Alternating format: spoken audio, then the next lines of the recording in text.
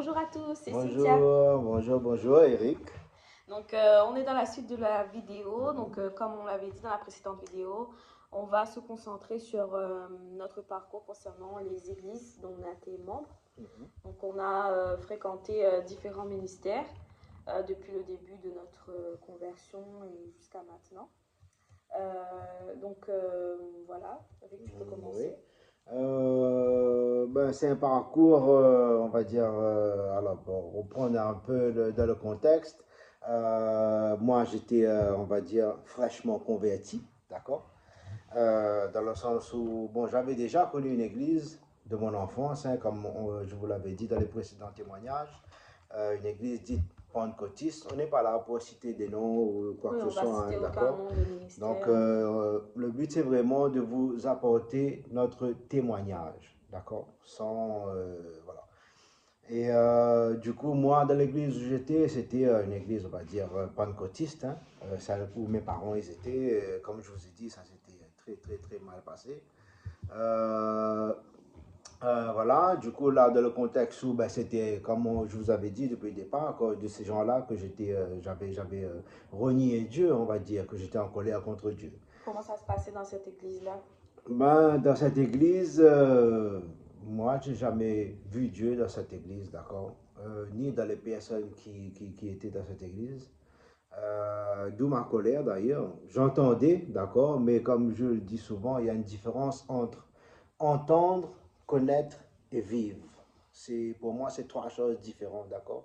Vous pouvez passer 20 ans dans une église à entendre parler de Dieu, mais sans jamais l'avoir Expérimenter. connu, sans jamais avoir la vie du Christ, d'accord? Ouais. C'est trois choses différentes dont vraiment Dieu m'a parlé au fil de ces années.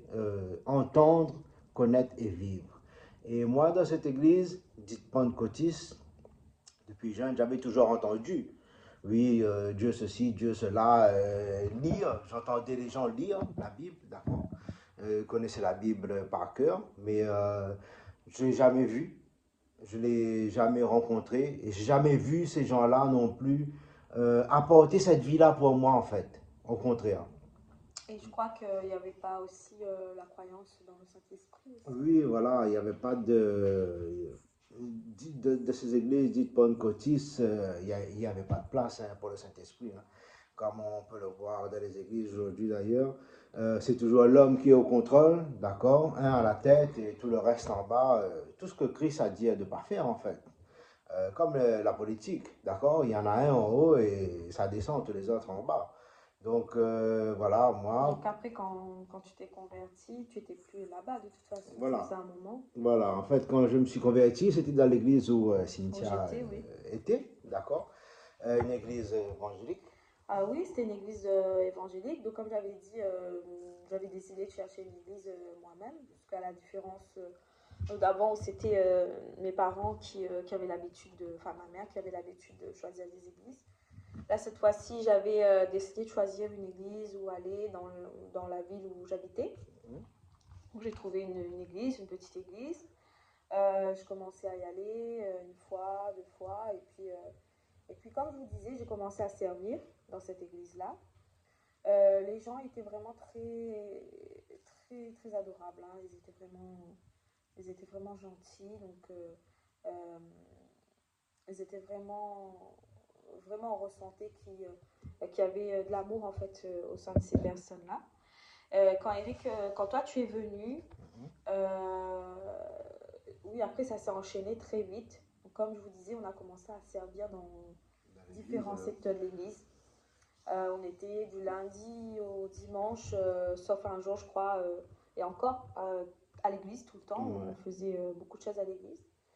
Ce qui s'est passé dans cette église-là, c'est que à partir du moment où on était mariés, ou même un petit peu déjà fiancés, Mhm. on s'est rendu compte qu'il commençait à avoir En fait, on s'est rendu compte que de toute façon, c'était à ce moment-là qu'on s'est plus investi. Donc moi, j'étais pas encore... au début, je voyais pas ça parce que j'étais pas là-bas souvent. Mais plus on s'investissait, plus on voyait en fait le contrôle en fait que l'homme de Dieu avait amené en fait sur les gens, sur les personnes de l'Église, sur les membres en fait. Au fur et à mesure, c'était vraiment On n'avait pas de... On devait, pour tous les choix qu'on devait faire, passer par l'homme de Dieu, avoir son avis, avoir son aval, avoir son autorisation. C'était vraiment... on avait commencé à avoir ce contrôle-là. Mais pour nous, ça s'est passé un petit peu plus lentement, puisqu'on était... Voilà, on venait quand même d'arriver. Ouais. Quand on avait décidé de se marier, on avait eu des cours de mariage. Voilà, on a commencé à voir vraiment la mentalité de l'Église. Mais on ne sait pas, comment dire, on ne sait pas, En fait, depuis le départ, vous savez, quand vous aimez réellement Dieu, quand vous avez c'est cette ça, ouais. soif, On ne s'est pas méfié, quoi. malgré que vous voyez, il y a des choses qui ne vont pas, mais vous passez outre, en fait. C'est ça, on ne s'est pas méfié. Voilà, vous vous dites... On s'est dit, oui, il y a des choses qui ne vont pas, mais voilà, c'est pas aller plus loin que ça. On avait tellement envie de servir Dieu, en plus, on était ensemble, on voulait ouais, servir le Seigneur ensemble. Du coup, on a passé outre ces signaux, en fait. On a ouais, passé c'est outre ça. ces signaux et on a continué à servir, on a continué à se rendre compte qu'il y avait des problèmes, à se rendre compte que les couples dans ces églises, voilà, qui rencontraient beaucoup de difficultés, que le pasteur créait en fait une sorte de division dans les couples, prenait la place en fait de la personne, enfin de l'un des deux pour vraiment maintenir cette domination sur le couple. On se rendait compte qu'il y avait beaucoup d'épouses qui étaient vraiment, qui étaient, qui étaient pas bien en fait. Elles étaient vraiment très tristes, très malheureuses. Et puis L'enseignement, voilà, c'est l'enseignement qui disait si vous êtes en couple, c'est pas, vous n'avez pas l'obligation de servir à deux au même endroit. Vous pouvez être dans un pays et votre épouse est dans un autre pays et servir Dieu ensemble. Vous pouvez aller à droite et aller à gauche et servir Dieu comme ça. De toute façon, la parole dit qu'il faut celui qui aime son père, sa mère, sa femme plus que moi n'est pas digne de moi. Voilà, c'était ce genre d'enseignement-là et qui crée des divisions au sein des couples, qui crée des tensions, qui crée beaucoup de mal-être, qui amenait un esprit de séduction aussi dans l'Église. Donc, au fur et à mesure, on s'est rendu compte que cet esprit de contrôle commençait vraiment à, à vraiment nous essayer de prendre le dessus, en fait. Vraiment totalement sur nous. Sur notre vie quotidienne, dans le mariage, dans vraiment tous les domaines. À un certain moment donné, il y a eu la période Covid, d'ailleurs. Et c'est à ce moment-là, la période Covid, qu'on est sorti totalement de l'église, en fait. ouais. En fait, pour remettre bien les choses dans le contexte, hein, un homme de Dieu, peu importe qui il soit, il ne pourra jamais vous donner ce qu'il n'a pas reçu de Christ. D'accord? Ce qu'il va vous donner, ça va être ce qu'il a vécu lui. D'accord? Pour remettre les choses dans le contexte, cet homme-là, ce dirigeant de cette église, à l'époque, pasteur ou apôtre qu'il était, lui-même, sa vie à lui, il n'était pas originaire de la Réunion, d'accord? C'est un homme qui venait d'un pays d'Afrique. Et lui-même, ça faisait déjà à l'époque, ça faisait déjà, je crois, 6 ou 7 ans qu'il était Ouais. à l'île de la Réunion, d'accord? Sans sa femme et sans ses enfants, d'accord? Donc, un homme comme ça, il va vous apporter quoi? Il va vous apporter ce qu'il a, d'accord? Lui-même, il vivait loin de sa famille. Il rentrait chez lui dans son pays natal Une fois par an. une fois par an, d'accord? Il restait 2, 3 semaines et il revenait à La Réunion. Et c'était ça sa vie en fait. Jusqu'à aujourd'hui, cet homme-là, ça fait 10 ans à peu près qu'il doit être à l'île de La Réunion. Et toujours sans sa femme, sans ses enfants. Ce genre de personne, vous voulez qu'il vous apporte quoi En fait, c'est ça, il dans nous le couple? prêchait sa vie à Donc lui, en fait. voilà, c'était ça. Pour lui, c'était ça son enseignement. C'était la séparation des couples pour, sous prétexte de servir Dieu, on désobéissait même à la parole, en fait. C'est ça, en fait. Euh, il se met la division dans les couples en s'appuyant sur la Bible, d'accord? Et on a vu beaucoup de couples comme ça dans l'église Détruit. détruits, en fait, par Détruit. rapport à la culture de ces hommes-là, à la tradition de ces hommes-là. Comme je dis souvent hein, avec mon épouse quand on discute, pour moi, pour nous, la parole de Dieu, elle n'est accompagnée d'aucune culture et d'aucune tradition Humaine. humaine, d'accord?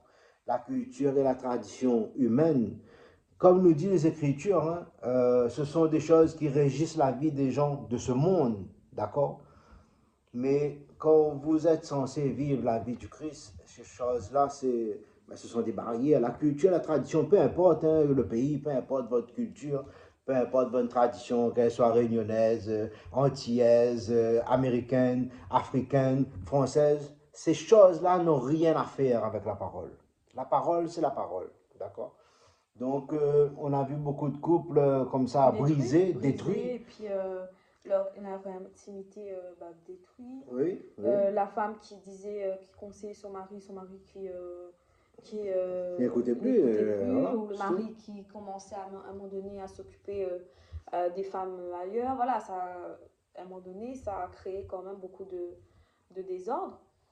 Donc, voilà, à partir de Covid, donc, toutes les églises se sont fermées. Et du coup, là, l'église elle-même, elle a eu un gros choc. Et c'est là Parce qu'on que, profitait voilà, pour et c'est s'échapper là aussi. nous-mêmes, on a quitté l'église parce que Ouais. c'était une église où les gens n'avaient pas le droit de quitter. On nous disait, on n'a pas le droit de quitter l'église, sinon voilà. Comme toutes les églises aujourd'hui, Oui, hein, comme toutes les d'ailleurs, églises la aujourd'hui majorité, d'ailleurs. hein, essayez de quitter, vous verrez bien, hein, c'est comment ça va se passer. Voilà, c'était des menaces, c'était voilà, si vous allez quitter, vous allez voir, ça Ah oui, va, ah voilà, oui. Et vous il va savez, vous arriver des choses et tout. Voilà. quand vous avez des hommes de Dieu, des soi-disant prophètes, apôtres, pasteurs qui vous sortent ce genre de choses, vous êtes jeune converti, jeune marié, oui, de toute Vous êtes façon, influençable. si jamais tu vas réussir sans un prophète, jamais tu vas Ouais. réussir sans un apôtre, jamais tu vas réussir si tu quittes ce ministère-là, dans lequel tu es là, jamais les promesses de Dieu. Vont Vous savez, ce genre de s'accomplir. paroles, c'est des paroles, aujourd'hui, je sais que c'est des paroles en l'air, d'accord? Parce que ces hommes-là, ils n'ont aucun pouvoir en réalité, d'accord? Le seul pouvoir qu'ils ont, ça va être le pouvoir que vous allez leur donner. C'est tout. Ils n'ont pas de pouvoir, ces hommes-là, d'accord? Donc, on a été intimidés comme ça. Ouais. Alors, imaginez-vous, moi, jeune converti, mais j'avais, comme je vous l'ai dit, hein, moi, je suis toujours quelqu'un de radical, d'accord? Et mon obéissance, depuis ma conversion, elle est à 100% avec Dieu. Elle est à 100% avec ce que Dieu me dit, avec ce que mon père me dit, pas avec ce qu'un homme de Dieu me dit, en fait. Moi, j'obéis à aucun homme de Dieu, d'accord? Ni qui que ce soit, peu importe son titre, peu importe son grade. J'obéis d'abord à Christ. Notre mariage à nous, il est soumis à Christ, pas à pasteur un tel, prophète un tel, apôtre un tel. Et ça, il faut vraiment être clair et net, précis sur ces choses-là, parce que c'est Christ. Nous, on est esclaves du Christ. D'accord? On est serviteurs du Christ. On a été baptisés au nom du Christ. C'est lui qui a donné sa vie à la croix pour nous sauver. C'est pas Pierre, Pas Paul, Jacques, ni aucun des apôtres, ni aucun des disciples. Donc, il faut que les choses soient rétablies. C'est D'accord? ça. Parce que le problème, comme tu disais, c'est que euh, quelque part, dans cette église-là, donc dans les autres aussi, ça a été ça, hein, c'est remettre en fait dans les mains de l'homme de Dieu la part qui Tout, revient à Dieu. voilà, Et déjà. en fait, l'homme se trompe. L'homme n'est pas parfait. Peu importe qu'il a des bonnes intentions, il n'est pas Dieu, il connaît pas même s'il est prophète, hein, il va pas tout connaître. Mais de toute Donc, façon, les gens qui agissent comme ça, excusez-moi, hein, ils savent très bien ce qu'ils font pour ma part. oui, Du moment où, comme on a vu dans ces églises-là, les gens ils sont incapables, ils sont incapables de prendre des décisions, comme mon épouse vous l'a dit. Hein. Ils doivent acheter une maison, ils doivent passer d'abord par l'homme de Dieu. Le mari veut offrir quelque chose à sa femme, il doit d'abord demander à l'homme de Dieu. La femme veut faire plaisir à son mari pour quoi que ce soit. Ah, on va d'abord demander.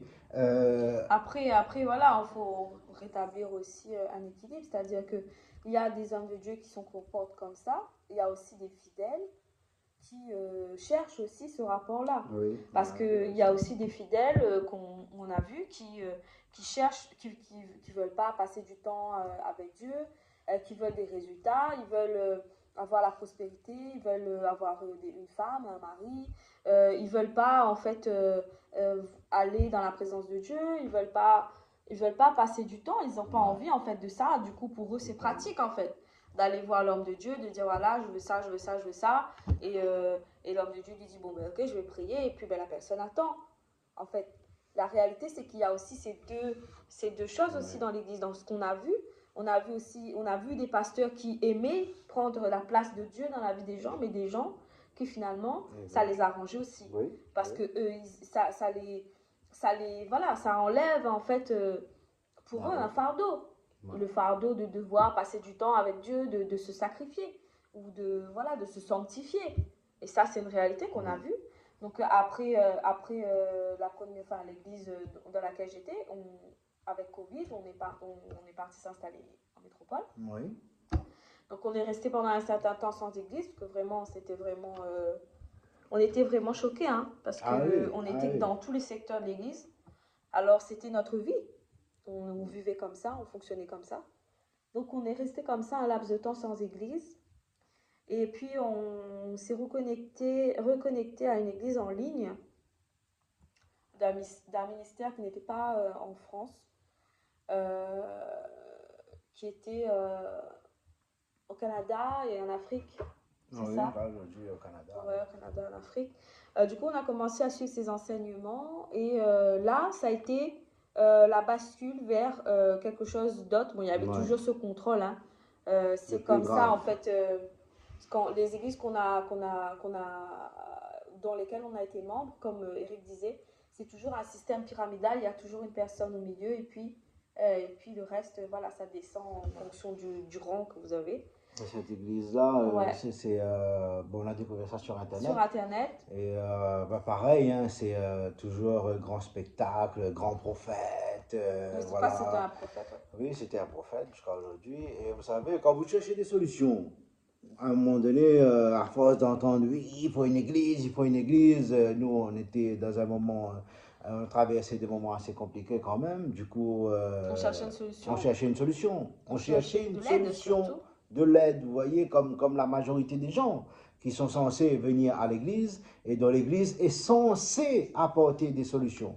Mais comme vous allez l'entendre par la suite, ça a été ce qu'on a vécu là dans l'église en sortant de la réunion, ça a été ça, mais en puissance 10. Ça a été beaucoup plus grave. C'est ça, parce qu'en fait là, on commençait à basculer dans une autre sorte de fonctionnement.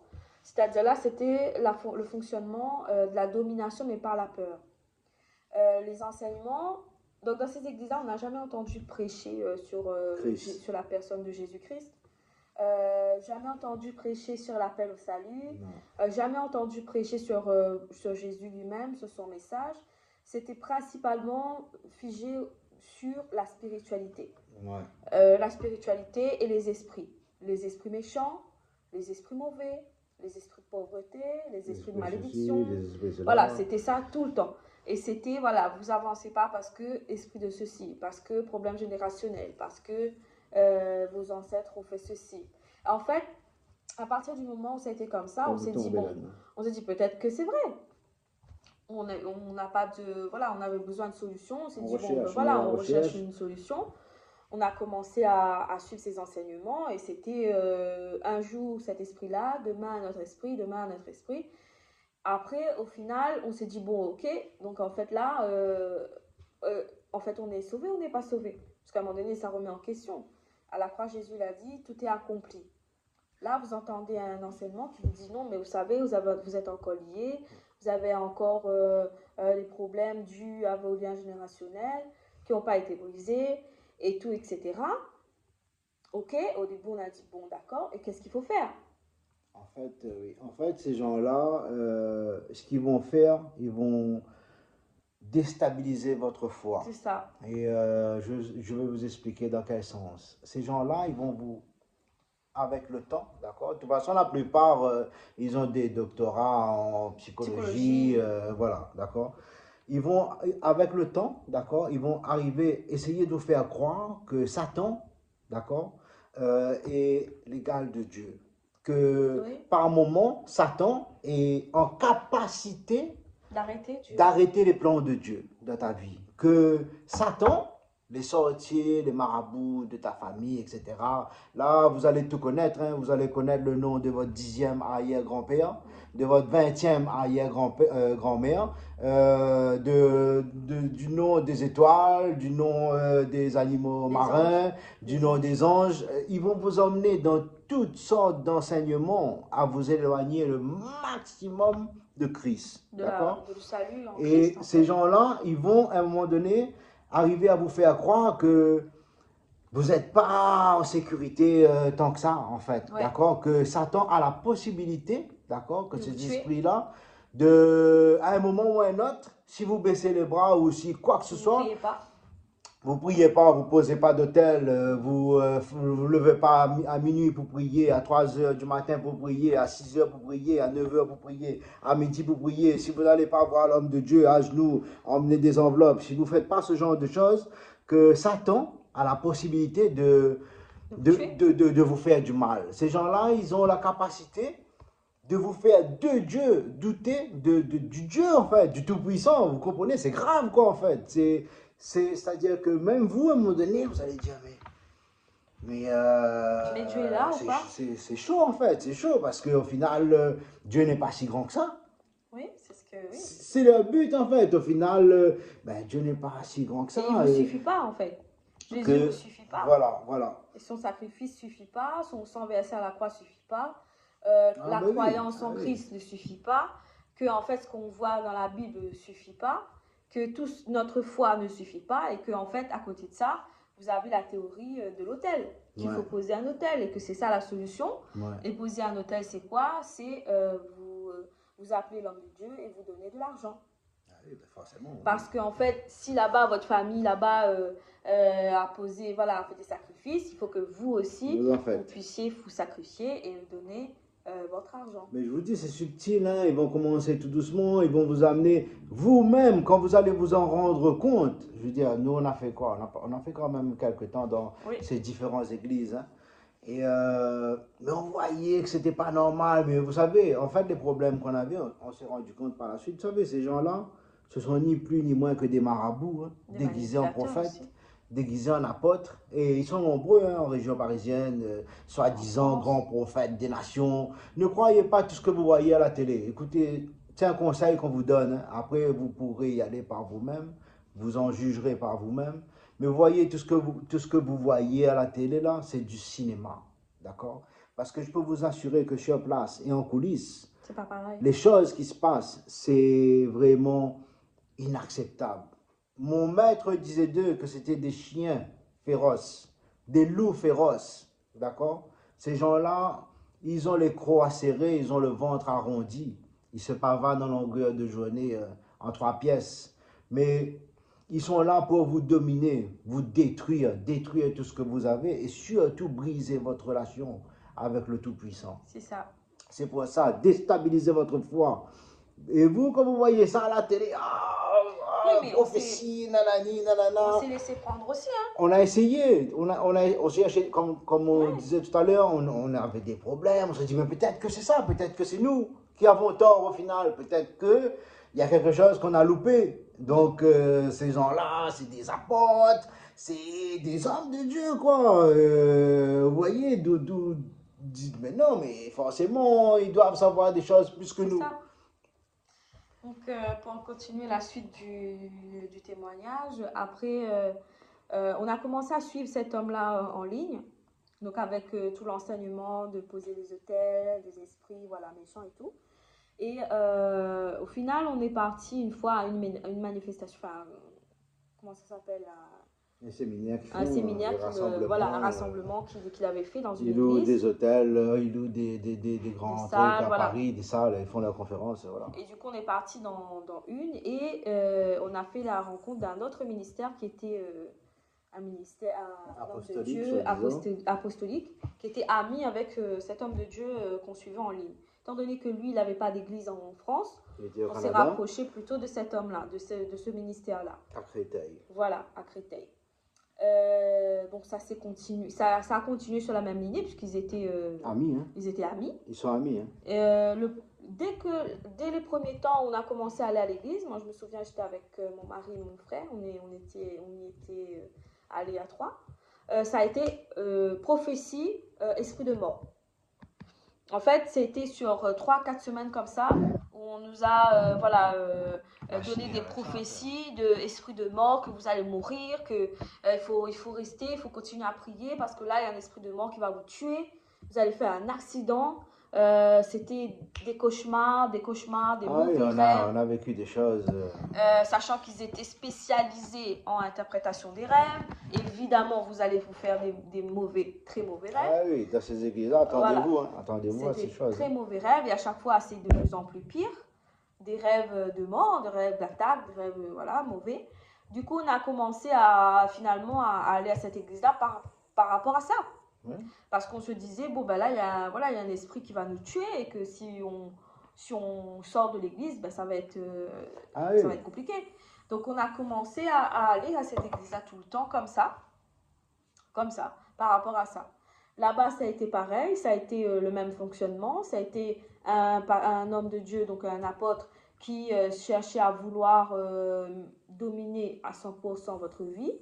C'est ce qu'on voyait dans l'église. De toute façon, les gens qui étaient là, c'est chiant. Sous le contrôle total. Quand je pèse mes mots, mais les gens qui sont là, c'est vraiment des chiens en laisse. Et c'est ce qu'on a vu. Oui.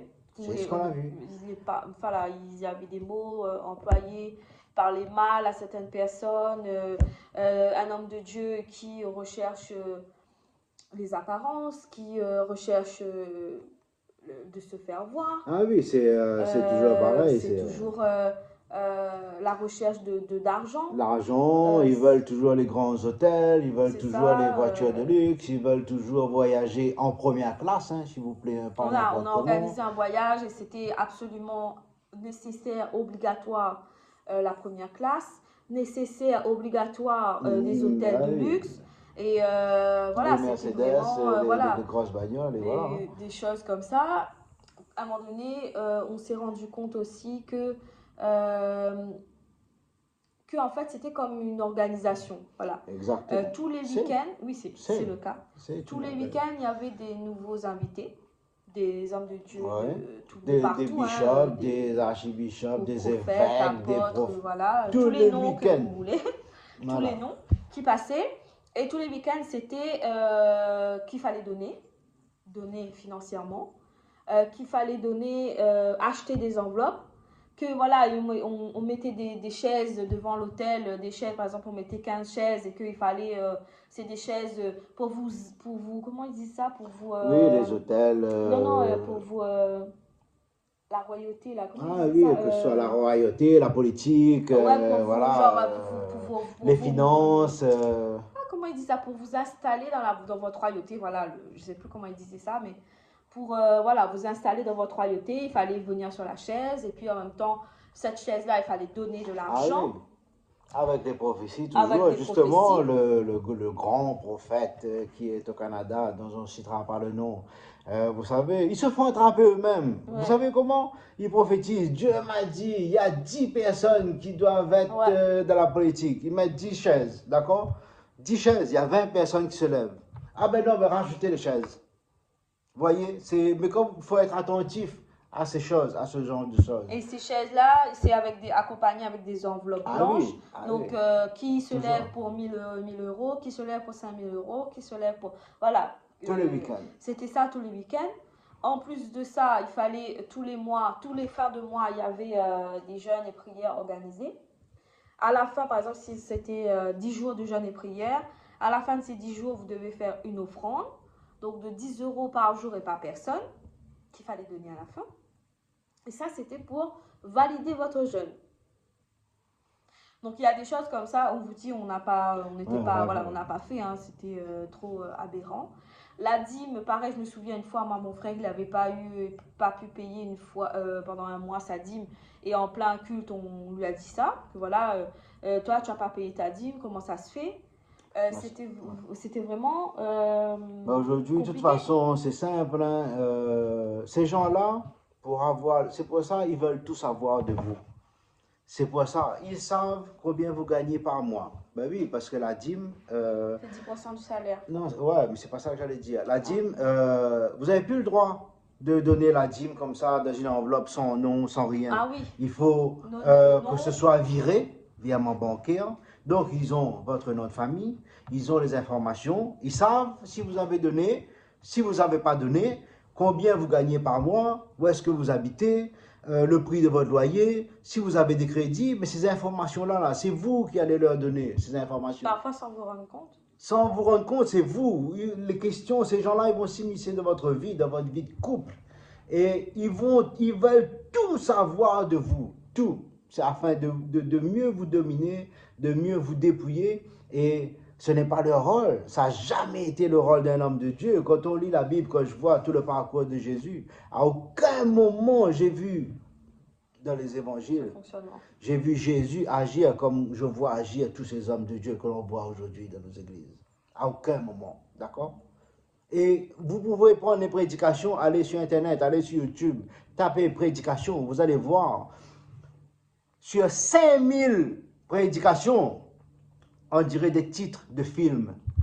Le retour du je sais pas quoi, l'étoile filante je sais pas quoi, la sirène des eaux je sais pas qui. Voilà le délire en fait, d'accord. Une petite coupure, donc on reprend la vidéo ici. Oui, désolé, du coup voilà, j'en étais à, oui, les prédications sur Internet, d'accord.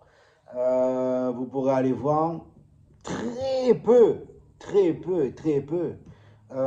sont ciblés sur le Christ, alors que la pierre principale c'est qui? C'est pas le Christ, c'est lui la pierre principale. Tous nos actes, toutes nos paroles, toutes nos prédications, toutes les choses doivent être centrées sur Christ et non pas sur toutes ces choses-là dont vous voyez qui sont faites pour vous éloigner, vous détourner, vous détruire. C'est de la distraction en fait, d'accord? Et les gens, ils ne s'en rendent pas compte à quel point ces gens-là sont doués dans la manipulation, d'accord? Et du coup, c'est ce qu'on disait, et dans ces églises-là, du coup, on a fait quoi? On a fait quand même peut-être parce qu'après cette église, on a quitté. Ouais. On est parti dans un autre ministère où c'était voilà, sur Paris, un ministère prophétique. On se dit peut-être que celui-là n'est pas pareil. Voilà, parce qu'on voyait beaucoup de vidéos. À la télé. Beaucoup de vidéos, beaucoup voilà, que cet homme de Dieu avait quand même une certaine notoriété. Ouais. Donc, comme nous, on avait besoin de réponses à nos questions, on pensait qu'il allait nous aider. Donc, il n'avait pas de réponse à nous apporter. Ça a été plus grave encore. Il a souhaité, voilà, on a commencé à être enseigné. Mais de toute façon, dans tous les ministères que vous allez passer, ils vont vous dire. Oui, ça, il faut en parler. Ça. Voilà, ils vont vous dire faire une école pour pouvoir vous enseigner. Lavage voilà. de cerveau. Chacun d'eux a leur école, évidemment. Bien chacun d'eux a leur diplôme. Vous devez vous coller, vous adapter, vous soumettre à cette doctrine. Ouais. Et puis la ressortir, en fait, vous devez adhérer à cette doctrine-là. Donc voilà, du coup, mais on n'est pas resté longtemps. On a fait quand même l'école, mais on n'est pas resté jusqu'au bout. Non, on n'est pas resté jusqu'au bout, on a quitté. On a quitté parce que pareil, il y avait cette volonté vraiment de contrôler, de dominer. Il vous disait que voilà, même si vous avez reçu quelque chose de Dieu et que lui, il parle, vous n'avez pas à suivre ce que Dieu vous demande, vous dit. Vous avez à faire ce qu'il veut que vous fassiez. Et ça, nous, on n'était pas, voilà, on était quand même un petit peu à la fin de, c'était l'année dernière, non? Non, 2024, 2022, peut-être, je sais plus, 2023 peut-être. 2023, et on commençait vraiment à en avoir un peu marre, en fait, de ça. On voulait plus de ça, en fait. On voulait vraiment être concentré sur l'enseignement de Jésus. Vraiment ça, en fait. C'est ça. Et on s'était rendu compte qu'au fil du temps, dans ces ministères, on avait affaibli considérablement notre vie spirituelle. C'était très difficile, de prier, de passer du temps avec Dieu, très difficile d'étudier, très difficile de ressentir la présence de Dieu, en fait, tout simplement. Et au fur et à mesure, on s'est dit non, mais on s'éloigne de Dieu, en fait. Donc, quand on est sorti de cette dernière église-là, quand il y a 2-3 églises, on n'a pas. En fait, moi, j'aimerais juste préciser un petit truc, si tu me le permets.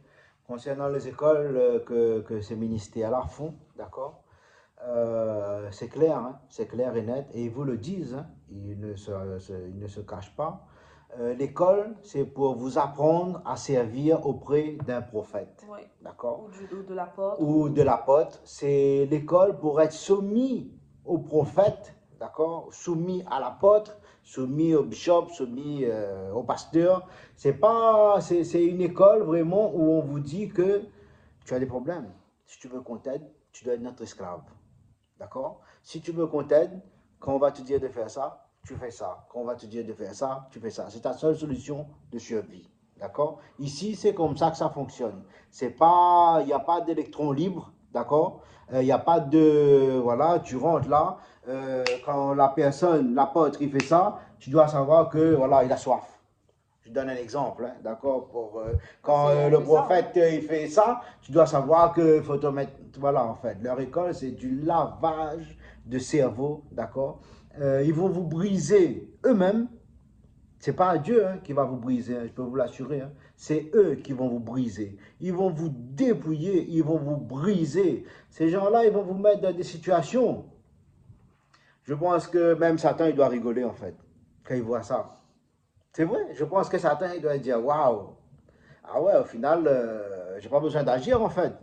D'accord? Vu le niveau, d'accord, de l'intelligence, on va dire, du peuple de Dieu, vu le niveau de bêtises humaines qu'on voit dans les églises, aussi longtemps qu'il y aura un peuple de Dieu aussi démuni d'intelligence, aussi longtemps vous aurez des hommes de Dieu pareils qui s'élèveront.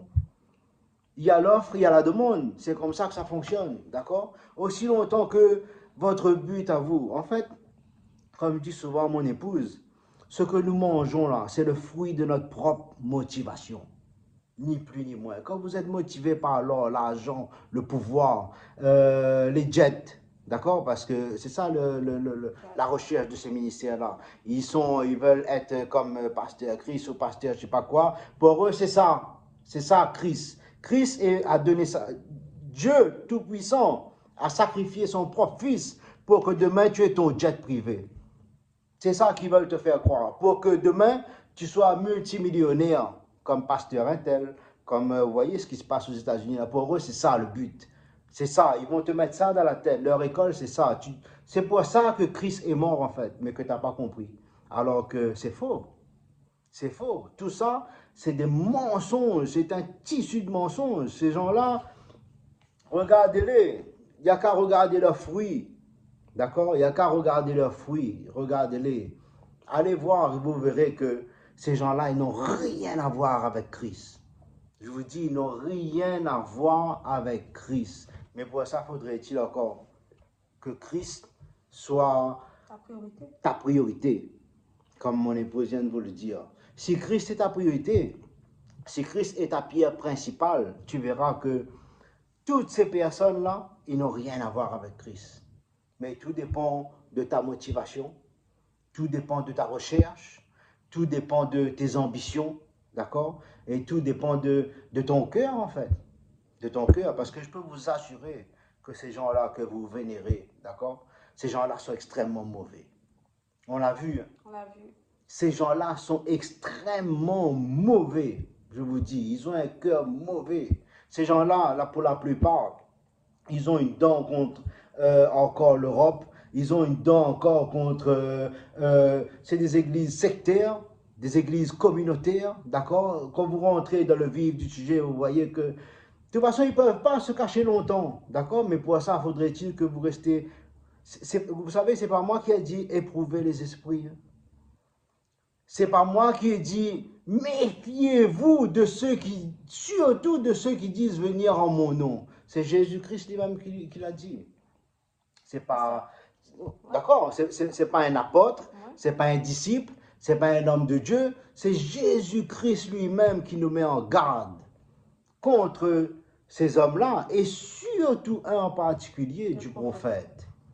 Et regardez ce qui vous vénérez autant aujourd'hui, du prophète. Le prophétique. Le prophétique. Pas que le prophétique ne vient pas de Dieu, hein, mais c'est pas ça. Les ministères, c'est pas que ça vient pas de Dieu, mais la façon dont actuellement l'Église est en train d'être, en train de fonctionner, c'est pas normal en fait. Les messages qui sont prêchés, d'ailleurs de toute façon, vous voyez l'affaiblissement du peuple de Dieu. Les églises sont à moitié vides. Ouais. Et sinon, l'église se remplit quand il y a un prophète qui passe, quand il y a quelqu'un de renommé qui passe parce qu'il va y avoir des démonstrations de puissance, alors les gens font le déplacement. Donc il y a vraiment, c'est quand même problématique. Oui. Actuellement, est-ce que dans les églises, c'est Christ qui est la priorité? Non. Non. C'est le pas Christ. provisoire. C'est pas Christ qui est la priorité. Est-ce que quand vous allez à l'église, vous ressentez qu'il y a la présence de Dieu? Honnêtement, il faut vraiment chercher. Hein. Et nous, notre vidéo, c'est plutôt pour avertir les gens de ce danger. Après, je ne dis pas qu'il n'y a pas des gens qui sont conscients et que ça les arrange. Bien sûr, il y a certainement des personnes qui, ce fonctionnement les correspondent. Hein. Mais c'est vraiment un avertissement à apprendre à faire attention. Parce que votre vie spirituelle est en danger. Votre vie avec Dieu, votre intimité avec Dieu, votre relation avec Dieu est en danger. Votre salut est en danger. Parce que ce genre de message, ça va vous affaiblir.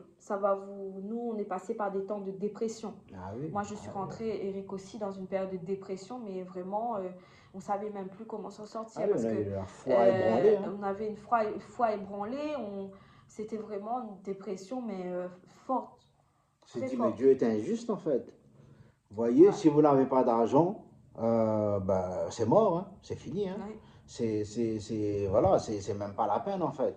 Si vous n'avez pas de quoi poser un hôtel, si vous n'avez pas de quoi donner l'offrande spéciale, je sais pas quoi spécial, faire ceci, faire cela, ces gens-là, vous savez, ces gens-là, ils vont arriver à vous faire croire que pour obtenir quelque chose de Dieu, il va falloir donner quelque chose en retour. Vous vous rendez compte? Mais voilà, mais en fait, tout ça, c'est pour vous dire que Dieu vous aime, qu'il a donné son Fils unique à la croix. Il a déjà payé le prix, c'est écrit. Il a payé le prix, tout est accompli. Rapprochez-vous de Dieu. Rapprochez-vous de Dieu. Cherchez le Seigneur. La parole dit qu'on est dans un temps où le Seigneur se laisse trouver. Bientôt, ce temps sera fini. On pourra plus. Les gens qui n'auront pas fait cet effort ne pourront plus trouver Dieu. Dieu se laissera plus trouver. Mais on est encore dans un temps où le Seigneur se laisse trouver. On est à la porte d'un réveil puissant qui doit venir. Mais pour l'instant, ce n'est pas le cas. Il faut que l'Église se réveille. Il faut que l'Église se rapproche de Dieu. Il faut que le peuple de Dieu se cherche la face du Seigneur. Et nous, c'est le constat qu'on avait fait, c'est que à force de chercher ailleurs que dans la présence de Dieu, on s'est épuisé, on n'a pas trouvé de solution, on s'est enfoncé, on s'est éloigné de Dieu, c'est nous. C'est pas Dieu qui s'est éloigné de nous, c'est nous. Parce qu'on a cherché ailleurs alors qu'on devait aller chercher ça dans la présence de Dieu. Exactement. Alors qu'on devait passer plus de temps avec Dieu. Alors qu'on devait se mettre à part et prier le Seigneur. C'est ça en fait le problème. C'est qu'à force de voir ce qu'on voit là, les manifestations de puissance, toutes ces choses-là, on croit que ça c'est Dieu. Jésus a dit à la fin, beaucoup de ces personnes-là qui ont délivré des personnes, qui ont guéri des malades, qui ont prophétisé, Jésus a dit, ôtez-vous de moi, vous qui commettez l'iniquité. Oui. C'est pas le signe, c'est pas ça qui marque que cet homme-là, c'est un homme de Dieu. Vous savez pas avec qui il travaille en fait. Donc vous pouvez pas soumettre toute votre vie au bon vouloir d'une seule personne et d'un homme. Exactement. Non, comme tu disais, il faut éprouver les esprits et être honnête avec soi-même. Surtout reconnaître que voilà, il y a quelque chose qui cloche. Vous savez, aussi longtemps que, comment je pourrais vous dire ça? Vous n'avez pas d'ordre à recevoir des hommes de Dieu. Vous comprenez ça? Ces gens-là n'ont pas été là pour vous dominer. Ces gens-là n'ont pas reçu l'approbation de Dieu pour vous faire du mal, pour vous dépouiller, pour vous contrôler. D'accord? Vous êtes libre. C'est ça que les gens ne comprennent pas. Vous êtes libre. Vous êtes libre d'aller devenir comme vous voulez. Pour ceux qui sont mariés, j'ai un conseil à vous donner. Ne laissez pas personne, d'accord? Ne laissez... La seule personne qui doit faire partie de votre couple, c'est Christ. C'est Dieu, c'est le Saint-Esprit. Il y a l'homme, la femme et il y a Dieu. Je le répète encore, il n'y a pas de pasteur, il n'y a pas de daddy qui tiennent, il n'y a pas de maman qui tiennent. Les gens qui agissent ainsi, fuyez-les. Un conseil que je vous donne, fuyez-les parce que vous verrez, vous ne serez plus maître de votre couple, déjà. Que ces gens-là, ils vont tout faire. Vous connaissez la devise, hein, diviser pour mieux régner, hein, d'accord? Et devant Dieu, c'est un péché que vous faites. C'est un péché, d'accord? C'est de l'idolâtrie. Donner de telle importance à ces hommes qu'ils viennent de Dieu ou pas, d'accord? On n'est pas ciblé juste sur ceux qui ne viennent pas de Dieu, c'est une généralité, d'accord? Qu'ils viennent de Dieu ou pas, ils n'ont pas d'ordre à vous donner. Ils n'ont pas d'ordre à donner à votre épouse. Vous voyez, hier, on était en train de parler, la dernière vidéo, on a parlé de maltraitance des femmes et des enfants. Dans le monde, ils sont en train de manifester justement pour ces choses. Dans le monde, hein, des gens qui disent ne pas connaître Dieu, qui sont censés être plus mauvais que vous, d'accord? Ils se réveillent concernant le mal, la maltraitance faite aux femmes, faite aux enfants. Et dans l'église, on prend une Bible, d'accord? Les hommes de Dieu, ils maltraitent vos femmes, ils maltraitent vos enfants sous prétexte d'obéir à la parole et en plus vous leur payez. En plus, vous leur donnez des sous, vous leur donnez totale autorité sur vos enfants, vous leur donnez totale autorité sur vos maris, vous leur donnez totale autorité sur vos femmes, vous leur donnez totale autorité sur vos finances. Et vous croyez réellement que Dieu est d'accord avec ça? Franchement, pour vous, c'est ça, Christ. Je pense que... C'est le fait que les gens voient que ça aussi. Oui. Parce que nous, on est passé par là aussi, hein. On pensait que c'était vraiment ça. Mais sauf que non, c'est pas ça Christ. Parce que Christ, il n'a pas cette nature-là, il n'est pas comme ça en fait. Donc nous, notre conseil, et puis on va vous laisser dans cette vidéo, on reparlera dans une prochaine vidéo, c'est vraiment de rechercher le Seigneur de tout son cœur. Et de ne pas chercher ailleurs que dans la présence du Seigneur en fait. Si vous avez des problèmes, si vous avez des difficultés, si vous rencontrez des difficultés, ben, recherchez le Seigneur. Cherchez la réponse dans le Seigneur. Si vous avez des interrogations, prenez du temps. Peut-être que Dieu ne répondra pas tout de suite. Peut-être qu'il ne répondra pas demain. Mais je peux vous assurer que si vous mettez toute votre confiance dans le Seigneur, il ne vous abandonnera pas. Nous, c'est ce qu'on a expérimenté, c'est ce qu'on expérimente toujours. Dieu ne vous laissera pas tomber. Oh non, jamais. Dieu est pour vous, il est à vos côtés, jamais. Il vous aime et il ne veut pas en fait que vous soyez détruits par des gens, par des personnes, que vous soyez détruits. Il est descendu il est descendu sur la terre, il est mort sur la croix pour que vous puissiez être en vie, pour que vous ayez la vie, pour que vous soyez libres et heureux, pour que vous ayez la vie en abondance. C'est pas que pour que vous soyez des esclaves ou des esclaves de l'un ou de l'autre, et pour que vous ne puissiez même pas avoir la libre accès à lui et faire ce que lui, il veut. Non. Donc, voilà, oui, tu as quelque chose à dire? Oui, j'aimerais juste finir par quelque chose. Vous savez, juste vous dire un petit truc. Hein. Pour ma part, et c'est ma part à moi, c'est ma vie à moi, mon expérience avec Dieu, avec mon Père. Je n'ai pas de père spirituel, d'accord? J'en ai jamais eu et j'en aurai jamais. Et pour ceux qui sont fans de ces choses, d'accord, ils doivent avoir un père spirituel absolument. Sachez que vous êtes peut-être en danger et j'aimerais vous laisser un verset à cœur, d'accord? Je ne vais pas le dire là, je vais vous donner la référence. C'est Matthieu chapitre 23, verset 15, d'accord? Matthieu 23, 15, d'accord? Comme ça, lisez, cherchez bien la définition d'un prosélyte, d'accord? Et méfiez-vous, remettez les choses à sa place, d'accord? Comme je l'ai dit tout à l'heure, les choses doivent être rétablies. La priorité, c'est Christ, d'accord? C'est ni vous, c'est ni moi, c'est ni l'homme de Dieu, ni je ne sais qui, c'est Christ. Ça a toujours été Christ sa priorité. Donc, on va vous laisser sur ces paroles, d'accord? En espérant que vous avez passé un bon moment. Et puis, on vous dit à très bientôt pour la prochaine vidéo. À très bientôt. C'est bon? Bonne journée Au revoir. à vous. Au revoir.